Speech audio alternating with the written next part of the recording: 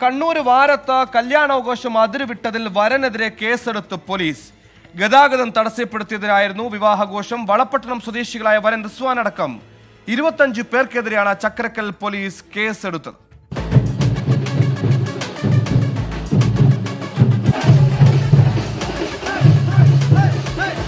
കണ്ണൂർ വാരം ചതുരക്കിണറിൽ കഴിഞ്ഞ ഞായറാഴ്ചയായിരുന്നു വിവാദമായ വിവാഹാഘോഷം.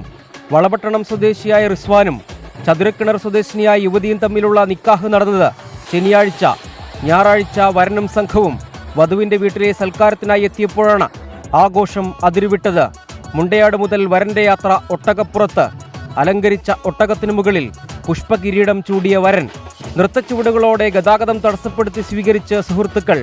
അകമ്പടിയായി വാദ്യമേളങ്ങളും പടക്കം പൊട്ടിക്കലും.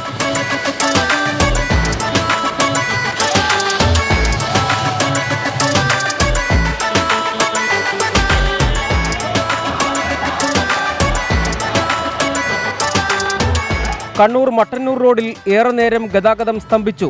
പിന്നാലെ നാട്ടുകാർ ഇടപെട്ടു. തുടർന്ന് ചക്കരക്കൽ പോലീസ് സ്ഥലത്തെത്തി വരനോടൊപ്പമുള്ള 2 പേരെ കസ്റ്റഡിയിലെടുത്തു.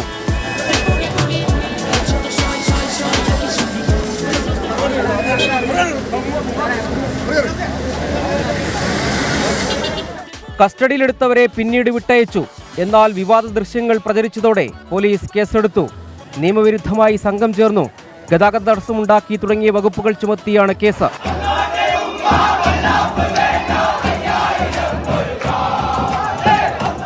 24 കണ്ണൂർ.